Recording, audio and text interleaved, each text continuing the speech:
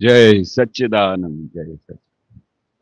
આજે તમને બધાને આમ બેસતા જોઈને અમને અમારા જૂના દિવસો યાદ આવી ગયા કે અહીંયા દાદા વચ્ચે બેસતા હતા અને હવે બધા આપતા પુત્રો તમારી જેમ બેસીને દાદાને જોયા કરતા હતા. તે દાદાનું કેવું આકર્ષણ હતું, દાદાનું કેવું ઐશ્વર્ય હતું કે અમારી એક સેકન્ડ માટે બી દાદાની ત્યાંથી દ્રષ્ટિ દૂર જતી નહોતી. અમને ક્યાંય પણ ઘર યાદ આવતું નહોતું. અમે સ્કૂલથી આવીએ, ચોપડા બાજુમાં મૂક્યા, સીધા દોડતા હતા દાદા પાસે. શા માટે દોડતા હોઈશું? કોણ બતાવશે? દાદા પાસે અમે શા માટે દોડીને જતા હતા? આપણે અહીંયા છે ને પરીક્ષા નથી, આપણે તો એકબીજા સાથે સ્વાધ્યાય કરવા બેઠા છીએ, એકબીજાની વાતો સમજવા બેઠા છીએ, એકબીજાને પોતાની હૃદયની વાત ખુલ્લી કરવા માટે બેઠા છીએ. તો આપણે કઈ બી પ્રશ્ન પૂછે તો આપણી શું છે, ડેવલપમેન્ટ થાય. જે કોઈ જવાબ આપે ને તો એટલે દાદા પ્રત્યેની એમને જિજ્ઞાસા ઊભી થાય કે આવું કેવું હતું આકર્ષણ દાદામાં કે આપણે અહીંયાથી આમ બાજુ હટીએ જ નહીં. પહેલું વસ્તુ એ કે તમારે શું પૂછવું છે, જે પૂછો તેનું જવાબ મળશે. આખા બ્રહ્માંડમાં જે કંઈ પણ, આખા હિન્દુસ્તાનમાં જે કંઈ પણ લોકો છે એની અંદર જે કંઈ પણ પ્રશ્ન ઊભું થાય ને એનું દાદા પાસે જવાબ હતું. કારણ કે દાદા પોતે સાક્ષાત પરમાત્મા હતા, એટલે આમ બધું જોઈને બોલતા હતા. એમને કશું કઈ પુસ્તકો વાંચવા ના પડે, શાસ્ત્રો વાંચવા ના પડે, એમને બધું સહજ રીતે ખુલ્લું જ થયા કરે. એટલે એમને ભગવાન કહેવાય. ભગવાન શા માટે કહેવાય? કે જ્યારે એમને કશું પણ જાણવાનું બાકી ના રહે.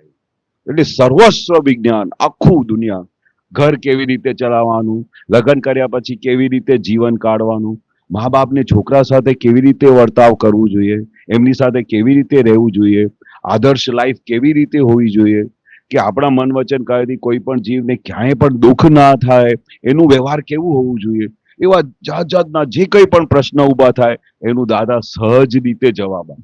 અને એવું જવાબ આપે ને કે પછી એ ભૂલાય નહીં અને પછી આખું આપણું પરિવર્તન થઈ જાય. એવું દાદાનું ઐશ્વર્ય હતું. તે આપણે બધા લકી છે કે આજે આપણે દાદા કહે કે આ જ્ઞાની પુરુષની તો વાતો સાંભળવાની ના મળે. આજે તમે અહીંયા બેઠા છો ને તો તમારે રોજે આઈનામાં જઈને કહેવાનું કે ઓહો મારા કેવા ભાગ્ય છે, હું કેટલી પુણ્યશાળી છું કે આજે મને દાદા પ્રત્યે જાણવાનું મળ્યું. જેને જાણવા માટે લોકો ઝંખી રહ્યા છે, જેને જોવા માટે દેવી દેવતાઓ નિરંતર તરસતા હોય કે એવા જ્ઞાની પુરુષ મળે તો એમાં એમને દર્શન કરીએ, એમની સાથે અમે બેસીએ, એવી એમની ઝંખના હોય છે દેવી દેવતાઓની. એવા દાદા ભગવાન અમને મળ્યા છે. બરોબર ને? આ તો મેં નટશેલમાં દાદાની ઓળખાણ આપી, બાકી દાદાની ઓળખાણ આપવી બહુ મુશ્કેલ છે. એવું અથા સાગર છે, હું દિવસ રાત બોલ બોલ કરું ને તોય દાદાનું વર્ણન થાય નહીં. તો કેવા દાદા હશે તમે વિચાર કરો. આપણે લગ્ન કરીને આવીએ તો આપણે હસબન્ડને કહીએ કે તમે મારું વર્ણન કરો તો કેટલી વાર વર્ણન કરે.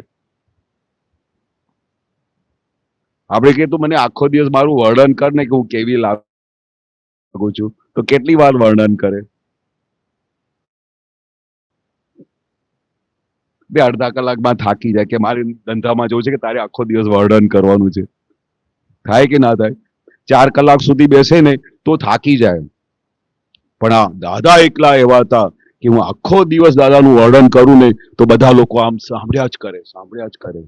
એટલે એવું એમાં અંદર જબરજસ્ત ઐશ્વર્ય, એવું જબરજસ્ત અટ્રેક્શન, એવી જબરજસ્ત એની વાણી, એવી જબરજસ્ત એનું મુક્ત હાસ્ય. તમે દાદાના ફોટામાં જોશો ને, દાદા જ્યારથી મેં દાદા નાનપણથી જોયેલા ને તે ઠેઠ સુધી મેં દાદાને કોઈ દિવસ સિરિયસ જોયેલા નહીં. મુક્ત હાસ્ય જ હોય એમના મોઢા પર. એટલે કેટલું એને અંદર સુખ ઉભરાતું હોય ત્યારે મુક્ત હાસ્ય આવે, નહીં તો આવું હાસ્ય આવે નહીં. તો આપણે રોજે આપણે ઉઠીએ ને ઘરે તો રોજે ભગવાનની સામે, દાદાની સામે ઉભા રહીને કહેવાનું કે હે દાદા ભગવાન, હું કેટલી પુણ્યશાળી છું કે આજે મને તમારી વાત સાંભળવાની મળી છે, તમારું જ્ઞાન સમજવાનું મળી છે. એટલે મને એવી આશીર્વાદ આપજો કે જેથી કરીને આપનું સાગર છે એ મને અંદર પ્રાપ્ત થાય અને હું આપની જેમ જીવન જીવું. કારણ કે દાદાનું એક જ એવું આદર્શ જીવન હતું જેને જોયા પછી એવું જ લાગે કે મારે દાદા જેવું જ રહેવું છે. શા માટે? કારણ કે મને યાદ નથી કે દાદાને મળ્યા પછી કોઈ પણ વ્યક્તિ આખા ધરતી ઉપર કોઈ કહે કે મને દાદા ગમ્યા નહીં, મને દાદાની વાત સમજાતી નથી, મને દાદામાં કશું દેખાતું નથી, એવું એક પણ વ્યક્તિ આ ધરતી પર નહીં મળ્યું મને. એટલે કેટલું બધું એની અંદર પ્રેમ હશે, એમને જોવા માટે આમ તરસતા હતા. તો આજે આપણે તો એટલું તો કરીશું ને આજથી પહેલો લેસન કે રોજે સવારે ઉઠીને અંદર મનમાં ભાવ કરવાનું કે દાદા મને એવી મારા ઉપર એવી કઈ કૃપા વરસાવ કે હું આપને ઓળખી શકું, તમને જાણી શકું, અને આપનું જે સાયન્સ છે, આ વિજ્ઞાન છે, આ જ્ઞાન છે, આ સમજ છે, એ મને પ્રાપ્ત થાય, જેથી કરીને હું પણ આપની જેમ આવી રીતે મુક્ત હાસ્ય રીતે રહી શકું, બધાને સુખ આપી શકું, જેવી રીતે આપે આખા જગતને સુખ આપ્યું એવું મારું વ્યવહાર થઈ જાય, એવી રોજે સવારે ઉઠીને પ્રાર્થના કરવાની. અને દાદા શું કહે છે કે તમે જે માંગો તે આપું. આખા ધરતી પર એકા જ એવા પુરુષ હતા જેણે આવી ચેલેન્જ કરી. ચેલેન્જ સમજો છો કે ચેલેન્જ કરે ને કે હું તને આ કરી આપીશ, ગમે તે થઈ જાય હું ચેલેન્જ કરી આપીશ. એવી દાદાએ એકલો જ એવા હતા જેને ચેલેન્જ કરી કે જે માંગો તે આપું. તમને શું જોઈએ?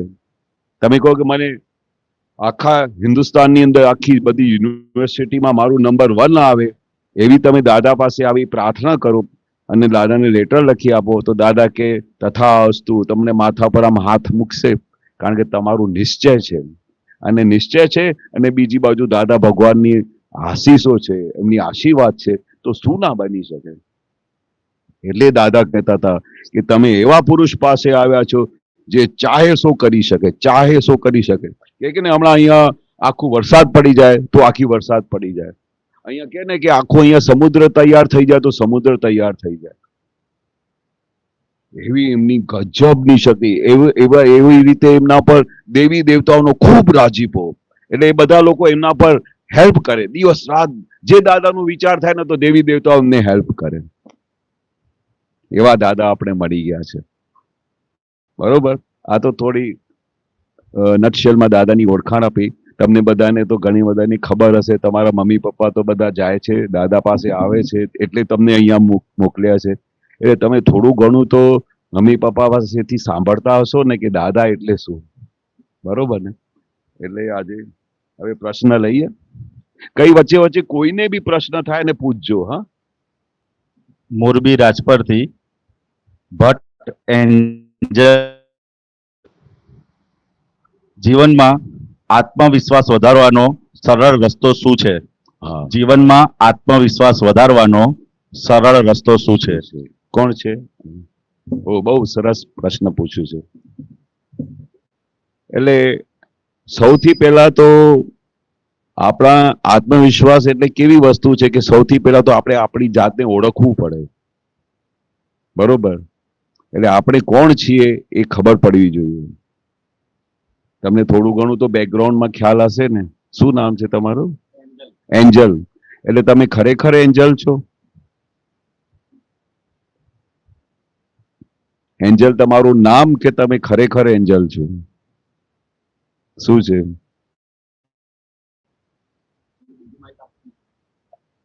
આ આપણે પરીક્ષા નથી, ખાલી જસ્ટ જે તમને યોગ્ય લાગે ને જવાબ આપવાનું. એટલે આપણે એમાંથી ધીરે ધીરે શું આગળ પેલું ડેવલપમેન્ટ આપણી થતી જશે.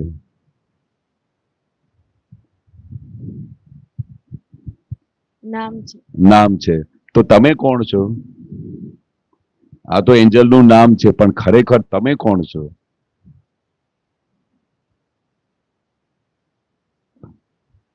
તમે આપણે નોર્મલી કહો ને ધીસ ઇઝ માય આઈસ, આ મારું હાથ છે, આ મારું કાન છે, એ બધું કોનું ભાગ છે? તારું પોતાનું ભાગ છે કે એન્જલનું ભાગ છે? પોતાનું. એટલે તમે પોતે કોણ છો એટલે સૌથી પહેલા તો આપણે એ શોધખોળ કરવાની. તે દાદા છે ને સહજ રીતે પોતાની ઓળખાણ કરાવી દે છે. બરોબર? એટલે હું પેલી રીતે વાત કરું છું શોર્ટમાં કે તમે ખરેખર તમારે કે છે ને કે મારી અંદર ભગવાન છે, તારી અંદર ભગવાન છે, એવી વાતો સાંભળેલી કોઈ દિવસે કે દરેક જીવ માત્રની અંદર ભગવાન છે. બરોબર? એવી રીતે તારી અંદર બી ભગવાન છે. એટલે જે ભગવાન છે એને દાદા કહેતા હતા શુદ્ધાત્મા ભગવાન. અને તમે આ એન્જલ છે, તો એન્જલનું ભાગ કયું છે કે ભણવાનું, વાંચવાનું, બધું કરવાનું, પણ અંદર ખાને નિરંતર પેલી જાગૃતિ રહેશે. એ આખી જ્ઞાનની પ્રોસેસ છે, એ પછી જ્યારે થશે ને તો બહુ પ્રગતિ થશે. પણ હવે તારા પ્રશ્નનો જવાબ આપું છું. એટલે એને શરૂઆત ત્યાંથી કરવી પડે કે સૌથી પહેલા તો પોતાની જાતને ઓળખવું પડે. એટલે તમે તમારી જાતને ઓળખી લીધું, બરોબર, તો પછી એન્જલનું કામ કરશે અને શુદ્ધાત્મા ભગવાન એમનું કામ કરશે. એટલે બંને જોડે થઈ ગયા તો પછી કામ બહુ સુંદર થશે. આપણે પહેલા શું બધું એકાકાર કરીને અનુભવ થતું હતું. કોઈ કહે કે એન્જલમાં તો અક્કલ નથી, તો પછી તને શું થાય? કોઈ એવું કે સપોઝ તારામાં તો બહુ સારી આવડત છે, તું બહુ સારી છે, પણ એક એક્ઝામ્પલ આપું છું. કોઈ તને અચાનક એવું કે એન્જલ તારામાં તો અક્કલ જ નથી, તું તો આમ છે, તને કપડાં પહેરતા આવડતા જ નથી, તને મોડર્ન એટલે શું કશું ખબર નથી, એવું કે ને બેનપણીઓ વાત કરે કે ના કરે? તો પછી શું થાય મનમાં? શું જવાબ નીકળે? ગુસ્સો આવે અંદરથી આમ દુઃખ લાગે. પેલું ગુસ્સો આવે અંદરથી આમ દુઃખ લાગે એમ આપણને કેમ દુઃખ લાગે ને, તો પછી આમ મનમાંથી નીકળશે, તું પછી કેવી ડાઈ છે, તારામાં ક્યાં અકલ છે, એવું જવાબ નીકળે કે ના નીકળે? એટલે કોઈ બે શબ્દ બોલે એટલે તરત જ અંદર રિબાઉન્સ થાય કે તું પછી કવિ દાપણ કરે છે, તારામાં શું છે? એવું થાય કે ના થાય? તે આ વિજ્ઞાન, આ દાદાની સમજ એવી લેવલ સુધી પહોંચી જશે કે તમને કોઈ આવી રીતે વાત કરે ને તો એને તરત જ તને ખ્યાલ આવશે આ તો એન્જલ ને કે છે, પણ એ તો મને તો ઓળખતી નથી, હું તો શુદ્ધાત્મા છું, હું ભગવાન છું. એટલે એવી રીતે જ્યારે છૂટાપણું વધતું જશે ને તને દુઃખ જેવી આ જગતમાં કોઈ વસ્તુ થશે નહીં.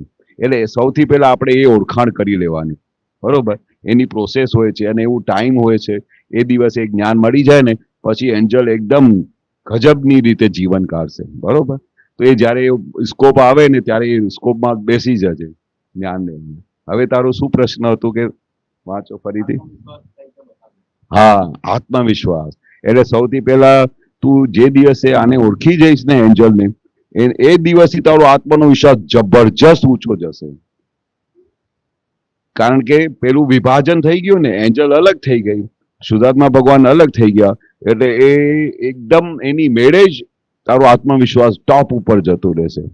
બીજી વસ્તુ, આ તો ફર્સ્ટ નંબરનું સ્ટેપ. બીજી વસ્તુ કે જે વસ્તુ જેની પાસે ટોપ પોસ્ટ હોય, જેની પાસે સપોઝ તારા બાજુમાં તારી ફ્રેન્ડ છે, એની પાસે બહુ બધી વસ્તુઓ છે, ખજાનો હોય એમની પાસે, તો એની પાસે તું થોડું લે તો એનો એ સુખ તને બી ટ્રાન્સફર થાય કે ના થાય? થાય ને. તો એવા અમને દાદા મળ્યા છે.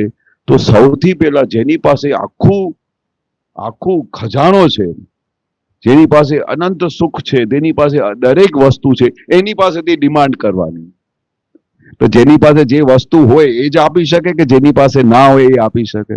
જેની પાસે હોય. હા, તો દાદાને સવારે ઉઠીને પ્રાર્થના કરવાની કે હે દાદા ભગવાન, જેવી રીતે તમને તમારા ઉપર આત્મવિશ્વાસ હતો એવું જ આત્મવિશ્વાસ મારી અંદર પ્રગટ કરો. કારણ કે જ્યાં સુધી તમે મમ્મીને કંઈ કહો કે પપ્પાને કંઈ કહો કે આ વસ્તુ મને જોઈએ, તો ત્યાં સુધી એ આપે? જ્યાં સુધી તમે ડિમાન્ડ ના કરો તો એ કઈ વસ્તુ તને આપે? તું રૂમમાં બેઠી હોય આખો દિવસ અને તને મનમાં થયા કરે કે મારા મમ્મી મને છે ને હમણે આપી જાય તો સારું, તો આપી જાય? તો પછી તને શું કરવું પડે? કેવું પડે. એવી જ રીતે આપણે જે વસ્તુની જરૂર હોય ને એ વસ્તુ માટે દાદાને ડિમાન્ડ કરવાની. કારણ કે દાદાએ ચેલેન્જ કરી છે કે જે માંગો તે આપું. આટલી બધી આખા જગતમાં કોઈ આવી ચેલેન્જ કરી નહીં શકે. હું તમારી ઉંમરનો હતો ને ત્યારે મને દાદા એક વખત શીખવાડ્યો કે તને કઈ પણ જગ્યાની વીકનેસ લાગે, એક્ઝામ આપતી વખતે ડર લાગે, કે તું કઈ બિઝનેસ શરૂ કરવા જાય તો તમને એવું લાગે કે આ શું થશે, તો મને નુકસાન પડી જશે, તો જ્યારે બી આવું વિચાર આવે, આવા વિચારો આવે તે વખતે દાદાને યાદ કરજે, એટલે દાદા હાજર થઈ જશે. એટલે જ્યારે દાદાએ આવી રીતે ચેલેન્જ કરીને ત્યાર પછી આજ દિવસ સુધી મેં મારા લાઈફમાં એક સેકન્ડ માટે બી દાદાને પૂછ્યા વગર કશું કામ કર્યું નથી. મારે અહીંયા આવવું હોય ને તોય દાદાને પ્રાર્થના કરીને આવું કે હે દાદા ભગવાન, હું અહીંયા શિબિરમાં જાઉં છું, તે મારા રસ્તામાં કોઈ વિઘ્ન ના આવે અને હું મારે એવી રીતે રક્ષણ કરજો, અને જે કોઈ પણ શિબિરમાં આવી રહ્યા છે એનું રક્ષણ કરજો, અને બધાનું એવી રીતે રક્ષણ કરજો, અને જે હેતુથી બધા આવ્યા છે એ એમનું બધાનું હેતુ પૂરું થાય એવી મને શક્તિ આપજો, એવી રીતે તમે અંદર બિરાજમાન થજો, અને જેથી કરીને એમના આશય મુજબ જે એમને જોઈએ એ હું પહોંચાડી શકું અને દાદાનો સંદેશો પહોંચાડી શકું.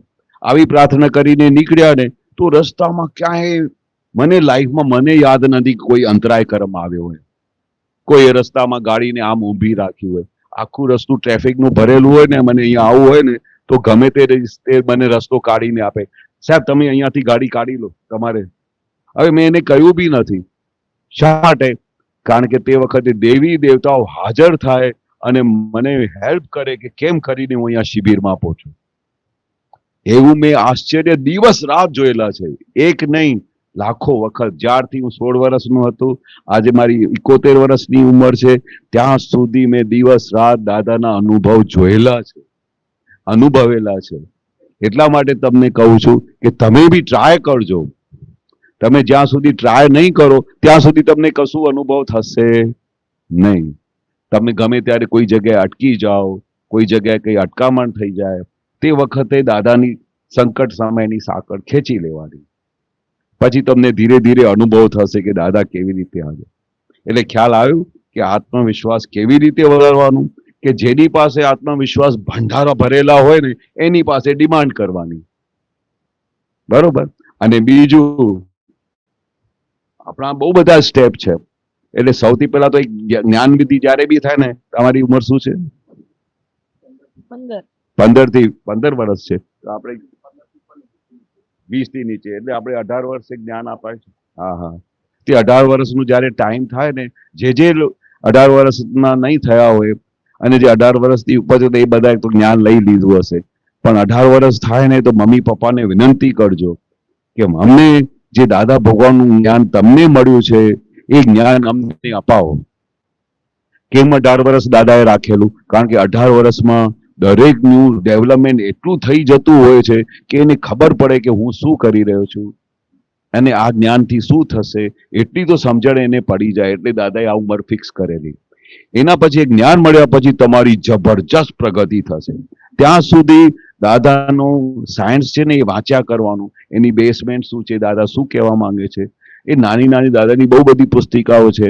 ભોગવે તેની ભૂલ, બન્યું તે ન્યાય, અથડામણ ટાળો, એડજસ્ટ એવરીવેર, ઘણા બધાએ તો વાંચી હશે. કોને કોને વાંચી છે આ ચોપડીઓ?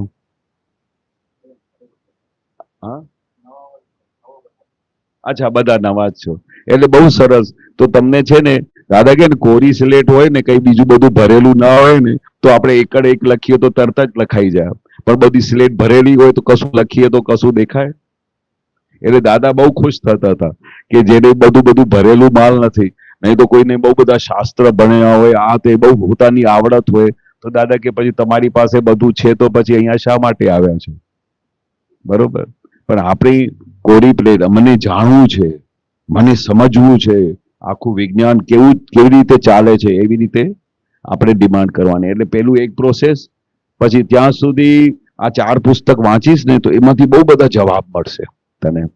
અને આ અંદરની ડેવલપમેન્ટ કરવા માટે અંદર ખાને પોતાને જબરજસ્ત દાદાના કયા મુજબ મારે ચાલવું છે, દાદા મને શક્તિ આપો, દાદા મને મારું આત્મવિશ્વાસ વધે એવી રીતે મને શક્તિ આપો. અને એક વસ્તુ બીજી છે કે આપણે જે જગ્યાએ વીકનેસ પડતી હોય ને, વીકનેસ થતી હોય, તે જગ્યાએ દાદાની પાસેથી ડિમાન્ડ કરવાની કે આ રીતે મને કરી આપો.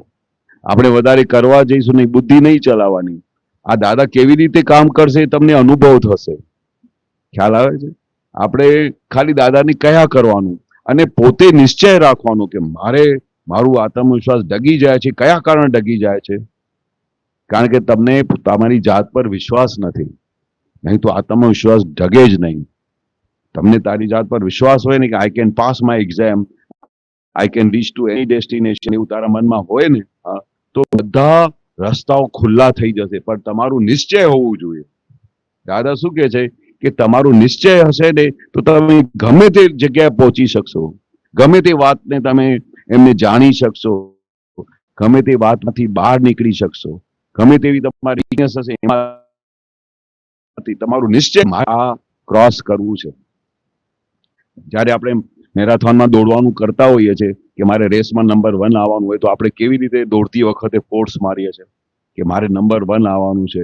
એટલે તે વખતે જે ફોર્સ આવે છે ને એના લીધે તમારે નિશ્ચય છે કે મને ફર્સ્ટ આવવાનું છે. એ નિશ્ચય તમને ઠેઠ સુધી પહોંચાડશે. ખ્યાલ આવ્યો? ના સમજાય તો ફરી પૂછજે એનાથી આગળ શું. પણ આ રસ્તા છે કે આપણે કેવી રીતે પ્રોગ્રેસ કરવાની. સૌથી પહેલા પોતાના ઉપર વિશ્વાસ હોવો જોઈએ કે આઈ કેન ડુ ઇટ. એક હું નાનો દાખલો આપું. અમે છે ને 1984માં મને હું ફ્લાઇટમાં બેઠો હતો તો મારા હાથમાં એક બહુ સુંદર બેગ આવી. આમ ઘણી વખત એવું થાય છે ને કોઈ બેગ જોઈને કેવી સરસ બેગ છે. તો ફ્લાઇટમાં બેઠો હતો તો હું નાઇજીરિયા જતો હતો. તો એક કોઈ લેડી આવી એને છે ને એક બેગ લઈને આવતા હતા. તો આમ જોતાની સાથે હું આમ સ્તબ્ધ થઈ ગયો. ચાલો આવી બેગ તો મેં કોઈ દિવસે જોઈ નથી. આ કોણે બનાવી હશે એવું વિચાર થાય કે ના થાય. બહુ સુંદર મોડલ આમ ઊભું હતું બેગ ઉપર. એ પેલા દિગ્જેમ હોય કે રેમન્ડ્સ વાળા હોય ને તો એ બધા મોડલ પ્રિન્ટ કરતા હોય કેરી બેગ ઉપર. તો એવું મેં જોયું. એટલે એ ફ્લાઇટમાંથી અંદર લેડી જતી હતી તો બધાની આંખો આમ કરીને જોતા હતા કે શું બેગ લઈ આવ્યો છે. એકદમ થીક બેગ હતી એની, બહુ સુંદર બેગ હતી. તો મને એટ્રેક્શન થયું. તો મને ત્યાં ફ્લાઇટમાં આમ વિચાર આવ્યો, ચાલો આપણા હિન્દુસ્તાન દેશમાં આ તો ફોરેન છે પણ હિન્દુસ્તાન દેશમાં તો ચાલો આપણે જયારે શોરૂમમાં જઈએ ને તો કચરા જેવી બેગ આપે છે, 2 રૂપિયા વાળી બેગ. કશું છાપેલું ના હોય, ખાલી લખેલું હોય જેટ બ્લુ, દિગ્જેમ, એવું નાના નાના શબ્દ. કશું આમ ખાસ અટ્રેક્શન નહીં. આઈ એમ ટોકિંગ અબાઉટ બહુ 1980. હમણાં 46 વર્ષ થઈ ગયા, 1926 ચાલે છે ને. તે મને એક વિચાર આવ્યું કે ચાલો આ કેવી બેગ બનાવી છે. આપણે બી હિન્દુસ્તાન માટે કંઈ કરવું જોઈએ. હું છે નાઇજીરિયામાંથી જોબ પતાવીને પાછો આવતો હતો અને મેં આ બેગ જોઈ. ખાલી આવું વિચાર થયું. મેં મારા ફાધરને કહ્યું કે ફાધર કે હવે શું કરીશ તું બધું? કે હું પ્રિન્ટર બનીશ અને એવી કઈ વસ્તુ બનાવીશ કે લોકો આફરીન થઈ જાય. શું વાત કરે છે? મારી ઉંમર તે વખત 26 વર્ષની હતી. દાદાને મળી ચૂક્યો હતો. તે મેં કહ્યું શું વાત કરે છે ગાણા જેવી, આખી દુનિયા આફરીન થઈ જાય એવું તો શું તું બનાવવા માંગે છે? તે હું નંબર 1 પ્રિન્ટર થવા માંગુ છું અને હું આખા દેશની અંદર એક કઈ નવી વસ્તુ કરવા માંગુ છું કે કોઈ પણ શોરૂમમાં જાય ને તો આમ બેગ જોઈને આમ અટ્રેક્ટ થઈ જાય કે ચાલો રેમન્ડ્સ એટલે કેવું રેમન્ડ્સ છે. એવું વિચાર થયું મને. હાલે પેલા પછી હું બેંગ્લોર ગયો તો બેંગ્લોરમાં એટલી બધી સાડીઓના શોરૂમ, જાત જાતની વિજયલક્ષ્મી, પછી આવી અનેક પ્રકારના સાડીના શોરૂમ્સ જેમાં એ લોકો બહુ સિમ્પલ સાદી બેગ વાપરતા. અને ત્યારે આમાં સાડી કે કશું લેડીઝ લેવા જાય ને તો લાખ રૂપિયાનું. હવે આટલી લાખ રૂપિયાની સાડી લે, પેલું કઈ લગ્નના બધા કપડા લે તો હંબક બેગમાં નાખીને આપી દે, પણ અંદર વેલ્યુ કેટલી. પછી મેં આવી રીતે વિચાર કર્યું તો બાપુજી કે તું હવે શાનો બેસને આવી ગાણા જેવી વાત કરે છે કે આખું દુનિયા આફરીન થાય. પણ હું પહેલી વાત કરું છું, નિશ્ચયની, કે મેં એ વસ્તુ જોઈ, અંદર થઈ ગયો નિશ્ચય. કશું બી ટાઈમ હોય તો બતાવજો. હા, તો એ નિશ્ચય કર્યા પછી બાપુજી કે ચાલ તારે શું કરવું છે? મેં કહ્યું મને જર્મની જવું છે અને ત્યાંથી જઈને, કારણ કે તે જમાનામાં મને એટલી ખબર હતી કે જે જર્મની છે ને આખા વર્લ્ડની અંદર નંબર 1 મશીનરીઝ બનાવે છે જે બીજું કોઈ વર્લ્ડમાં નથી બનાવતું. નંબર 1, પણ બહુ મોંઘી મશીનો. પણ એમાં તમે જે બનાવવા માંગો ને બની શકે એટલા એક્સપર્ટ છે જર્મન લોકો. તો એ મશીન લેવા હું ગયો. તે વખત મારી ઉંમર 26 વર્ષની. બાપુજી કે ચાલ હું બી આવું છું. બને ગયા, જર્મની ગયા, સ્પેન ગયા, દરેક ઠેકાણે ફરી આવ્યા. કારણ કે કોસ્ટ ઓફ ધ મશીન એ જમાનામાં 1 કરોડ રૂપિયા હતી. તે આજે એ મશીનની કિંમત 10 કરોડ છે. તો બાપુજી કે 1 કરોડની મશીન તું લઈશ ગાંડા? તને ખબર છે હિન્દુસ્તાન તો હજુ તૈયાર નથી થયું, 1-2 કલરની પ્રિન્ટિંગ કરે છે, તું 8 કલરની મશીન લઈશ? પણ 8 કલરની મશીન ના લઉં તો પેલું મોડલ પ્રિન્ટ ના થાય. સિંગલ કલર 2 કલર તો ઓર્ડિનરી મશીન પર પ્રિન્ટ થઈ જાય, પણ મને મોડલ પ્રિન્ટ કરવું હતું. તો મેં ઘણા બધા મોડલ પ્રિન્ટ કર્યા. એ જમાને એક્ટ્રેસ હતી શ્રીદેવીના મોડલ પ્રિન્ટ કર્યા. કારણ કે અમે બધાને બતાડ્યું કે અમે આવું બધું પ્રિન્ટ કરી શકીએ છીએ. આખું હિન્દુસ્તાન આફરીન થઈ ગયો કે આવી બેગ તો કોઈ બી નથી બનાવી શકતું. તે સ્ટાર્ટિંગ થી લઈને એ પોઝિશન પહોંચવા માટે મને કેટલી બધી મહેનત કરવી પડી હશે. એટલે તમે વિચારી શકો છો ને કે એક વસ્તુ આપણે કોઈના લગ્ન કરવા હોય તો એ લગ્ન પૂરા કરવા સુધી કેટલી બધી પ્રોસેસ કરવી પડે છે. આપણે તો ઘરમાં જોયું હશે, કોઈ બેનપણીને ત્યાં ગયા હોઈશું, કેટલી પ્રોસેસ કરવી પડે છે. એટલે આ આવી રીતે આનું બી આ જ પ્રોબ્લેમ છે કે કઈ વસ્તુ જે આપણે નિશ્ચય કર્યું છે ને કે મારે આ કરવું છે, એના માટે બહુ મહેનત કરવી પડે છે, જબરજસ્ત મહેનત કરવી પડે. તે એ નિશ્ચય કર્યું ને, હા, તે આખી વર્લ્ડમાં ગયા. હું ને બાપુજી બધી મશીનરીઓ જોઈને આવ્યા આખી વર્લ્ડની, અને પછી નંબર 1 મશીન જર્મનીથી લઈ આવ્યા. બેંકમાં લોન પાસ ના થાય તો બેંક વાળાઓને રિક્વેસ્ટ કરી કે અમને આ કરી આપો, અમારે દેશ માટે કંઈ અમે નવું કરવા માંગીએ છીએ. તો બેંકે અમને હેલ્પ કરી. એટલે આઈ એમ ટોકિંગ અબાઉટ કે કેટલા બધા સાયન્ટિફિક સર્કમસ્ટન્સ એવિડન્સ ભેગા થયા, ત્યારે જઈને એક દિવસ 1984માં એ ફેક્ટરી તૈયાર થઈ. અને અમે સૌથી પહેલા મિસ્ચીફની બેગ બનાવી, બધા મોડલ્સની બેગ બનાવી, અને એ બેગ બનાવી ત્યારે આખું હિન્દુસ્તાન હાલી ગયેલું. હવે જે તે પ્રશ્ન પૂછ્યું ને, હા, મને તો ફ્લાઇટમાં જ ખાલી પેલું મોડલ જોઈને મને વિચાર આવ્યો કે આપણે બી આના જેવું પ્રિન્ટિંગ કરવું છે. એના પછી મને કેટલી બધી પ્રોસેસમાંથી પસાર થવું પડ્યું હશે. મારે બાપુજીને કન્વિન્સ કરવું પડ્યું. એ કહેતા તું ગાંડો છે કે આ ટાઈમ જ્યારે હિન્દુસ્તાન રેડી નથી, સિંગલ કલરની પ્રિન્ટિંગ કરે છે, તું 8 કલરની મશીન લાવવા માંગે છે જર્મનીની, એની કિંમત 1 કરોડ રૂપિયા છે. એટલે 1 કરોડ આજની તારીખમાં એનો 10 કરોડ વેલ્યુ, એ જમાનાની વાત કરું છું. તો એક આખી પ્રોસેસ પૂરું કરવામાં મને 2 વર્ષ લાગ્યા. સવારથી સાંજ બહુ મહેનત કરી. આપણે જર્મનીથી મશીન લઈને આવ્યા, અને મશીન લાવ્યા પછી આખા હિન્દુસ્તાનને એ બેગો બનાવી આપેલી. લોકો આફરીન થયા. ઓર્ડર્સ તો એટલા બધા આવે કે અમે બનાવી નહોતા શકતા. પણ વસ્તુ શું બની કે લોકો આમ જુએ ને આ બેગ, તો તમે જેવી રીતે બેગ કોઈ લઈને જતું હોય ને તો તમારું મોઢું બી આમ આમ થતું જાય, આ શું લઈ જાય છે, એટલું બધું અટ્રેક્શન બેગમાં. એટલે આ તમે જે પ્રશ્ન પૂછ્યું ને કે આ પોઝિશન પર કેવી રીતે પહોંચાયો, મારે નિશ્ચય હતો કે મારે આ વસ્તુ બનાવી છે. એટલે જે દિવસે તમારું નિશ્ચય આવું પાકું થઈ જશે ને કે મારે આ વસ્તુ કરવી છે, મને આવી રીતે રહેવું છે, મારે મારો આત્મવિશ્વાસ ડગે નહીં, મને એવી દાદા શક્તિ આપો, તે દિવસથી ઓટોમેટિક તમારી અંદર એવું પાવર ઊભું થશે, એવું પાવર ઊભું થશે કે તમને પોતાની કલ્પના નહીં થશે કે મારામાં આ ક્યાંથી શક્તિ આવી રહી છે. ખ્યાલ આવી ગયો? એટલે તારું નિશ્ચય રાખજે કે મને આ વસ્તુ પ્રાપ્ત કરવી છે, મને આ મારી ડેસ્ટિનેશન છે, આ મારું મંજિલ છે. બરોબર? ફરી બી પૂછજે, કઈ બી તને હજુ બી તને કશું ના ક્લિક થતું હોય તો ફરી બી પૂછજે. હા, બરોબર.